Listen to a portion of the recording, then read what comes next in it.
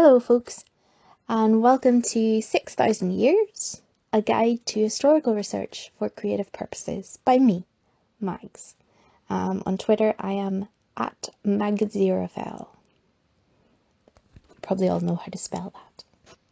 So we'll just launch in and get started. So, for a lot of quick questions for fic writing, etc., a quick Google search is sufficient. Exact accuracy is never really the primary goal of historical fiction, but something that engaging with historical sources on a deeper level can do is give a better sense of the period you're working in, beyond facts and more into the level of understanding how people lived and thought and behaved. So a couple of examples of this. My speciality is literary history of early medieval England and Western Europe. There are a proliferation of gritty and purportedly realistic portrayals of medieval Europe, even when covering legendary content like Robin Hood or King Arthur. And they're all pretty crap. Well, okay, some of them might be alright films in themselves, but they're not very medieval at all. If you contrast this with what's now a classic, A Knight's Tale, it's ridiculous. The music, the costumes, it's all anachronistic, but the spirit of it, Chaucer losing his clothes, a joust to We Will Rock You, bright colours everywhere, it feels medieval and feels like the literature and art of the time, which is why it's a better film. Second example, Wessex, 537 AD. Welcome to the land of my mixed feelings.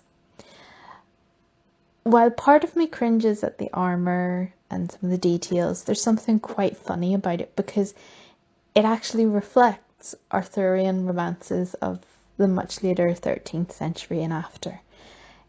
It's as if in the Good Omens universe those stories were true-ish, and the Arthurian romances are kind of set in this 6th century past, but they're about the present world. And there were no 6th century stone castles or plate armour or courtly knights, or were there?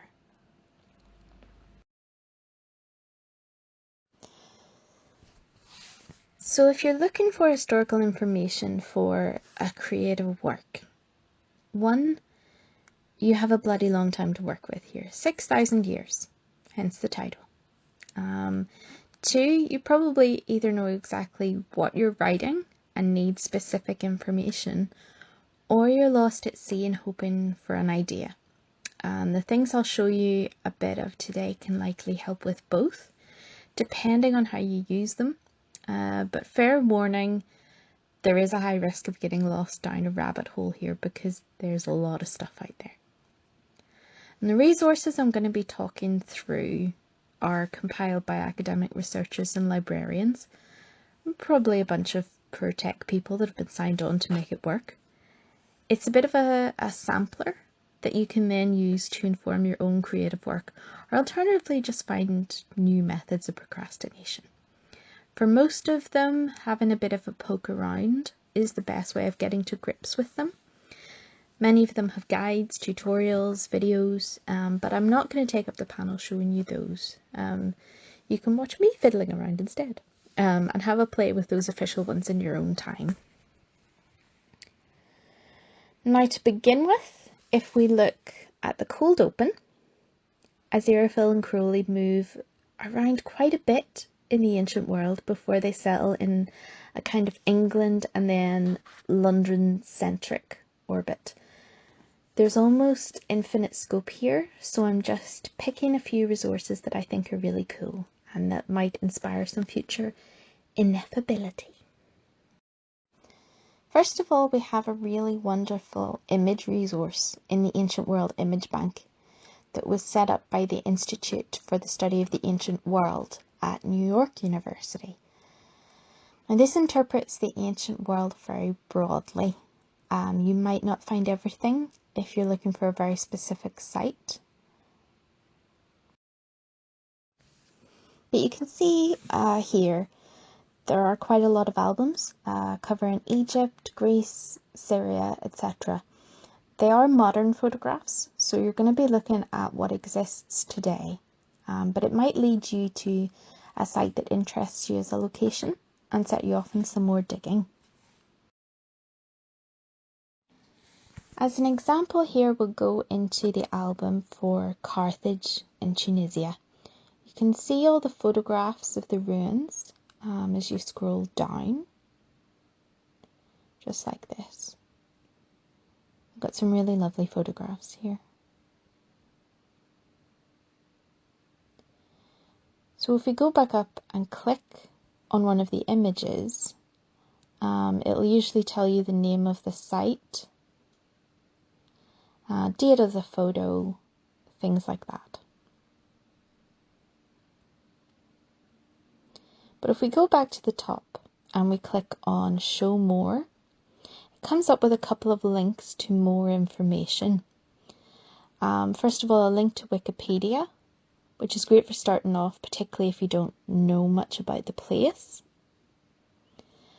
If we go back, there's another link, and this takes us to another resource called Pleiades. You can see this zooms us in to a modern map of the site, and all the little green dots are markers for archaeological sites. So if we click on them here, you'll see some of these popping up.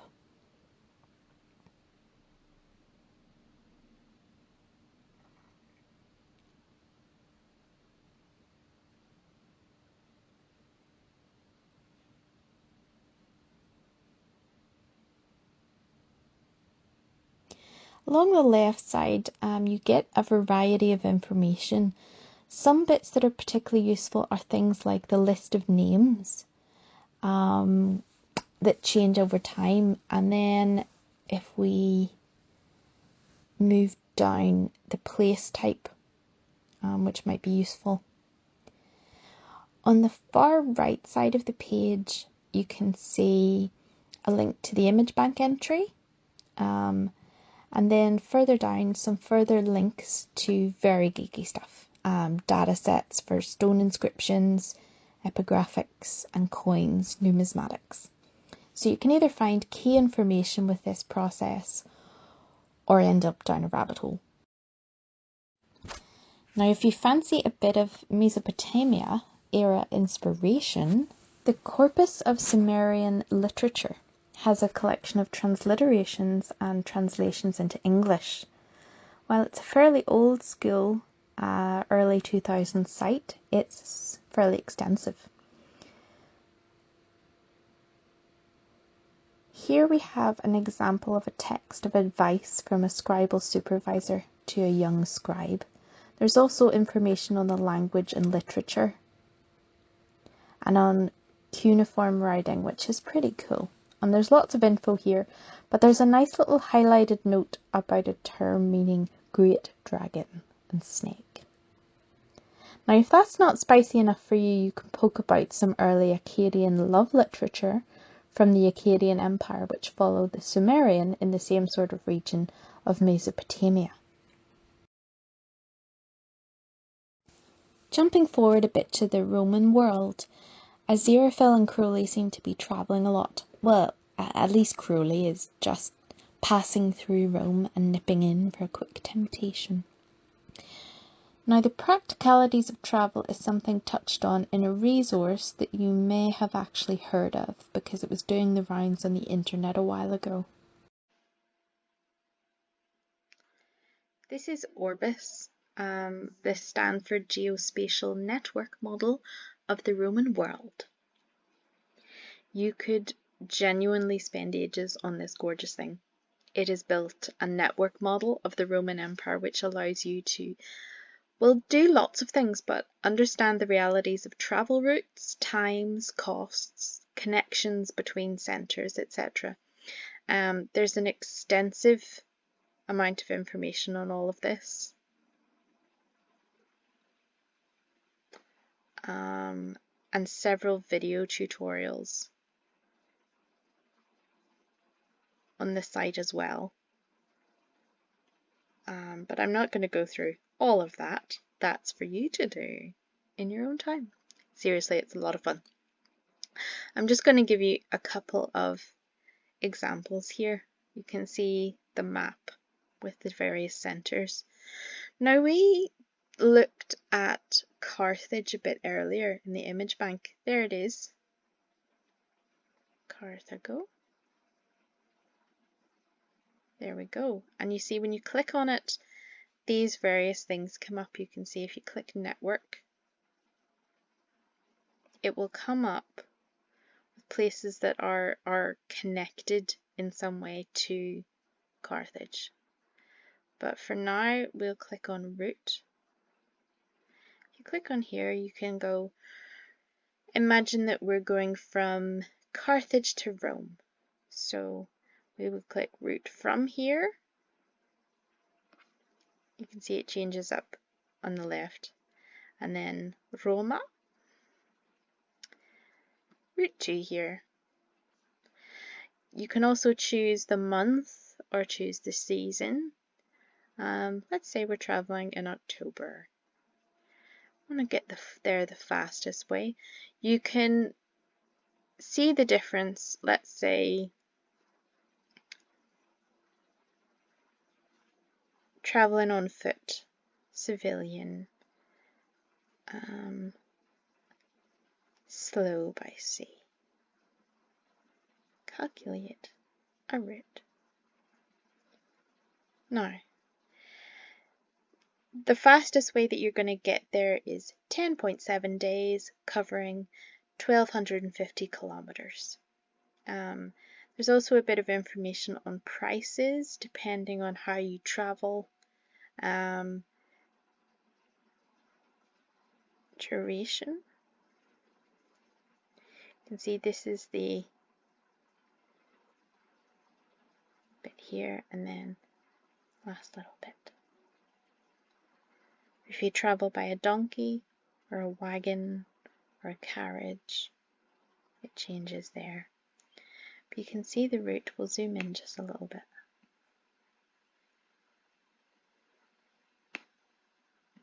Okay, but if we change this and we said that we were going in the summer, going fast, and we're going by horse and by a fast sea route. If you look at the route changes to something much more direct. And this only takes 4.5 days, 627 kilometers. It's going to cost you a bit more, but you can see that it's actually pretty easy to travel. So you go straight from Carthage. If you click in, you can zoom. You can see the route here by sea.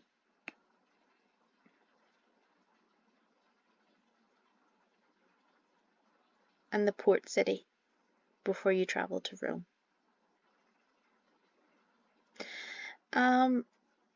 Let's reset and zoom back out. If you click some of these, you can change. If you don't get terrain, if you click this one, all the place names come up and it kind of overloads it a little bit.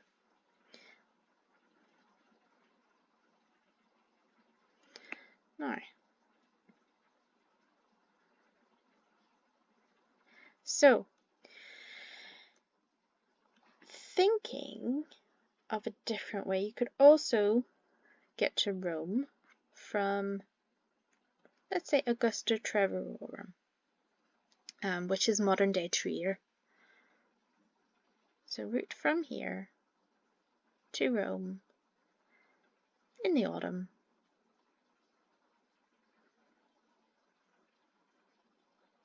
Traveling by horse.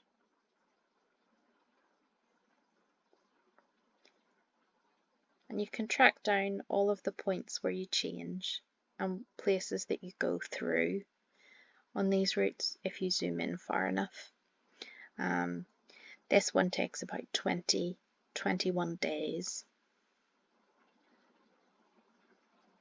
So it's a really cool kind of resource that you can play with. You can honestly spend days doing things. And on their information and things like that, they've also got bits and pieces that people have used it for. So there's an awful lot of information that you can find on travel speeds and on different pieces of research that people have worked out, and they've actually got PDFs of them if you're interested. So it's something that is really quite cool. So moving from playing around with maps to something a wee bit more traditional, these internet history sourcebooks are quite enormous and they're still growing. They've got ancient, medieval, modern, and lots of subsidiary notebooks or sourcebooks. So the ancient one, if we look at that, there is a note here on bad links. Some of these links don't work. A lot do, most do. But it also means if you click on something or find it there and the link is bad, you can look for it because most of them do still exist. The link is just changed. So you can see Mesopotamia, Sumeria, Acadia for that love literature, Carthage. We've got Egypt, Persia, Israel, Greek civilizations, Rome, and something that's quite interesting for Good Omens, Christian origins might be helpful if you are writing in the Good Omens universe. So you've got these, you can click into them and see do things work. So you can see you've got a model of Herod's temple. Go back here. You can go up. You can see there's also a medieval one. It's really quite extensive. Everything up along here. And a modern one that's just the same. One that is quite interesting. They have this one, People with a History, an online guide to lesbian, gay, bisexual and trans history. It's a fairly new source book, but it is building. And obviously you can volunteer to contribute to this if it's something that you're particularly interested in. But what's quite good about it is that it covers aspects right from ancient history through to modern history with lots of links. So it may be something for personal interest. It may also be quite applicable to thinking about Good Omen stories and ways of them interacting with that community. This next resource is an interesting database of England's immigrants from regions around Europe in the 14th to the 16th century. England's Immigrants, database of people known to have migrated to England during the period of the 100 Years' War, the Black Death, Wars of the Roses, and the Reformation. It's a good resource for things like names, travel routes, occupations of these immigrants, etc. We've got one here, if you browse through the list of names. There's an example, Alvarez de Astudillo, a Spanish immigrant to London. He is a merchant and a business partner, and you can see his business partner also came with him. Granted a license to import woad from Toulouse. So you can look. There are a number of case studies as well. You can see this one here of a 14th century Italian goldsmith called Benedict Zachary. And it tells you all about him here, and there are several others like this. So it's just something interesting to poke about in, possibly to show the 14th century wasn't quite as boring as Crowley thought it was. This next resource has a fairly topical title, Treasures of Heaven, but this is quite an interesting collection of art, sites, all things to do with devotion in medieval Europe. Now there's lots of things on saints and martyrs and relics, but I'm gonna show you in the shrines and places an example from Canterbury. So if you go through in here, you can see there's loads of different connected sites, all connected to the Christian church and to pilgrimage, things like that. Canterbury, if we click in here, you can see you've got Canterbury Cathedral. And if you look at this, you get a very cool look around for parts of the cathedral.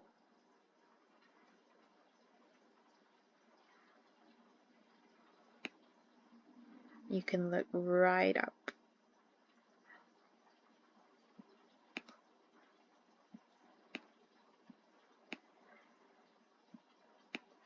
Again, this is modern, obviously, but it has been standing for a long time.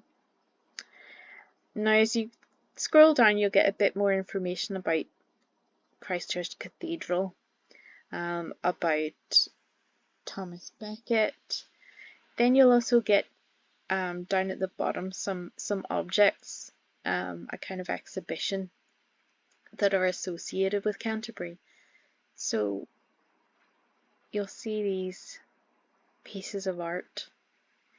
These are all reliquaries to contain relics of saints.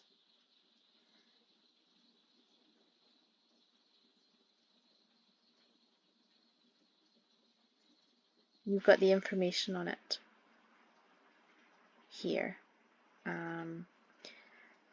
Where it came from, what it's made of, its date.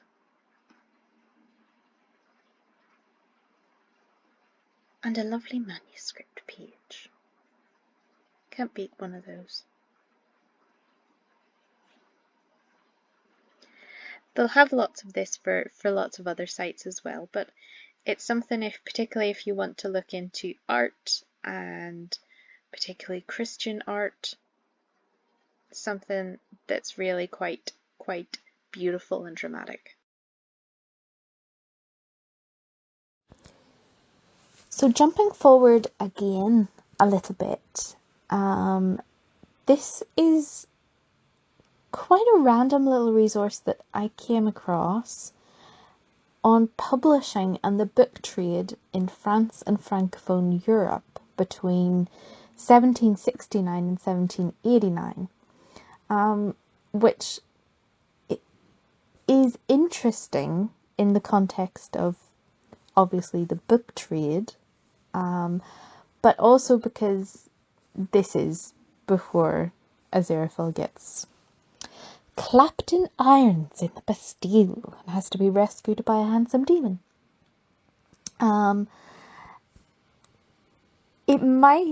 It takes a good bit of poking around. It really does. So it's not a quick resource, but if you fancy a little nosy, it might come up with things contacts Aziraphale might have had in France prior to the Bastille incident, details of what he might have bought, booksellers and authors that existed at the time. There's also an interesting list of booksellers and authors targeted by the French police, which may be an interesting angle to follow. You can see there's a section that follows this list of booksellers' names, where they are, what they do, how many letters there are available, their catalogues.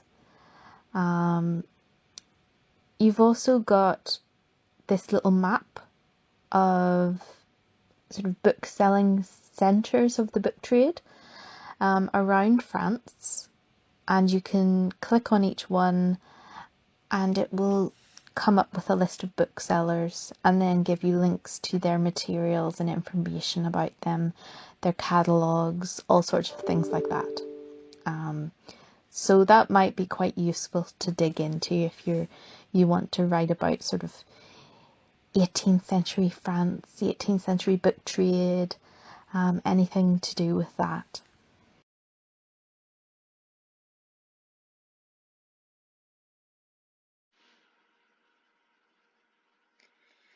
So the final resource I'm going to show you is one that is crowdsourced and interactive and very, very large, and it's all about London. It's called Layers of London, and I've brought up here, you can see this is a map of modern London, and you can see there's Soho, locations of good omens. Over this way, Mayfair, Berkeley Square, so you've got that. So what, essentially? What you can do with this resource is layer lots of different kinds of information onto the map. So if you go into layer tools, all these records come up. So you click on these ones, they come up with records about places. All of these, now we'll hide those away for now.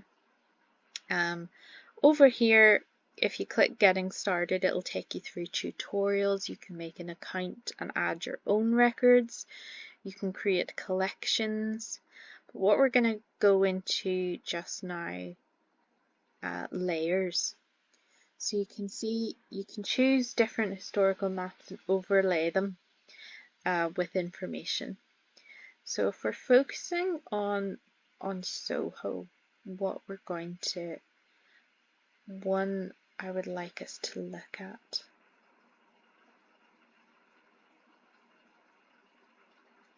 We've got data sets here. Here is a map showing bomb damage and density of damage in 1945. So we'll use that layer and done. You can see this overlays this little tool here with the eyes.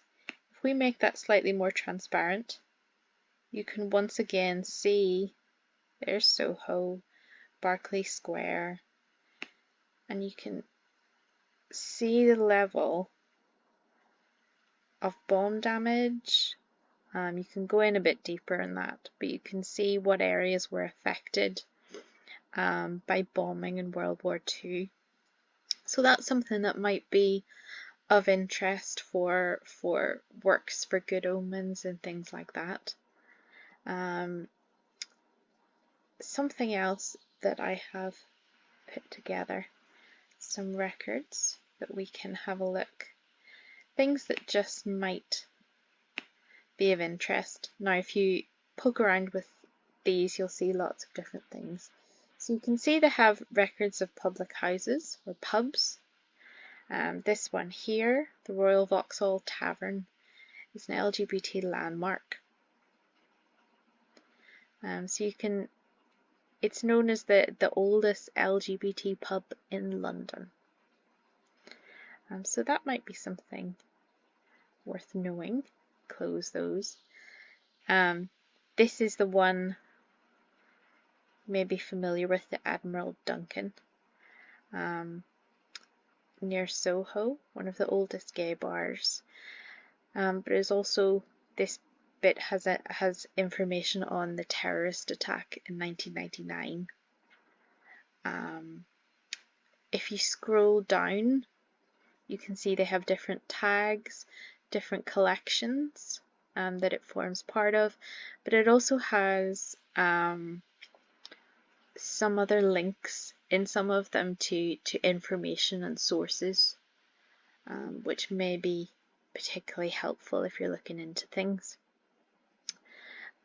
Different sites, a chocolate house, a 17th century chocolate house, which is quite nice. It's very close to St James's Park. You get some hot cocoa. And if we look to St James's Park, you can see there's a 1920 photograph of the refreshment pavilion in St James's Park, which is quite good. So it gives you a little bit of information about that. If you go down to related links, click on that. That takes us through to another resource that I'm not going to get fully into, but the London Picture Archive. So you can see there are lots and lots of drawings and different interpretations of St James's Park there. And you can look through the different galleries and collections and locations. Something that just may spark a bit of creativity and a bit of inspiration for setting. You can see they've even got a little dog, lots of little jars of nice things. There are collections. So people have, if you look down the side here, there are different types of collections. This is one collection that may be of use. We talked about the 18th century French book trade earlier. This one is the manuscript trade in the first 20 years of the 20th century. So you can see there are different sites here. Look into them.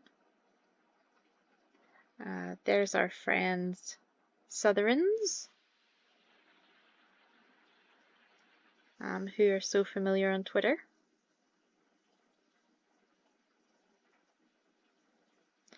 So you can see a lot of information on these ones.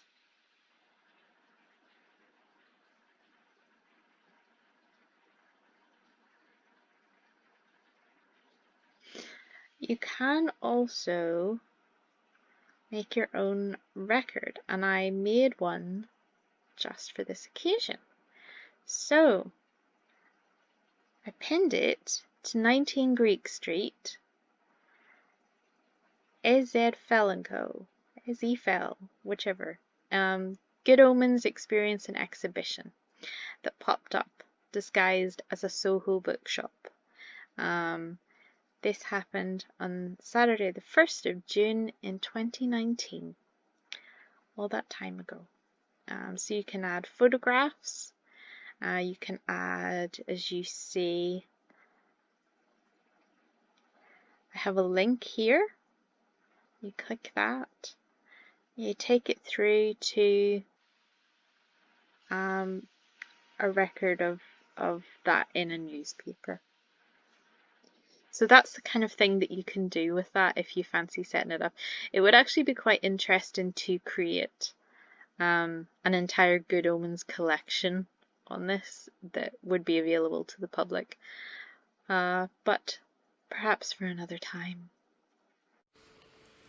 So that brings me to the end of this little tour of historical resources online for free that are available, and that may help with creative interpretations of the past, particularly as they relate to the Good Omens universe.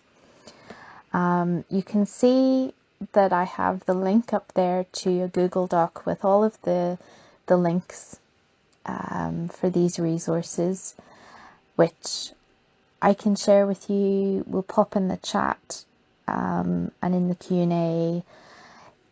If you need to ask me any questions at any stage and you see me about, just say hello. But I want to thank you so much for listening, and I hope that you have a rabbit hole of enjoyment down some of these resources, and that it sparks some new fics, new art, new creativity, in all things, as Neil Gaiman likes to say, make good art. So, I'm going to finish off, and I have just a couple of little tips, or, well, my tips for working with the past and with history. The first one, there may not always be an answer, particularly for pre-modern periods. Well, there is one, but we don't know it, which is the most exciting part. Then it's a big old world. There's a lot of exciting research about non-European history, particularly in the pre-modern world, and things are happening everywhere, all the time, simultaneously. But for a long period of history, news travels slow, relative to today. Next piece of advice, I would say, don't assume things about the past or about cultures that aren't your own.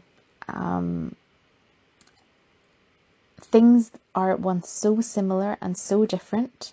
Time is a big one. The way that we measure time now hasn't always been the case. There are different calendars through history used in different regions. Clocks simply weren't a thing for thousands of years. Time also in the sense that how things look now, especially old things, are very different from how they were when they were made or built. Pale statues, pale church walls, many of these were originally brightly painted. The more colour, the better. The past is full of colour, just like today. And hopefully some of that colour will come through in your creative work. So I wish you all the very best. Enjoy the con. Lots of love.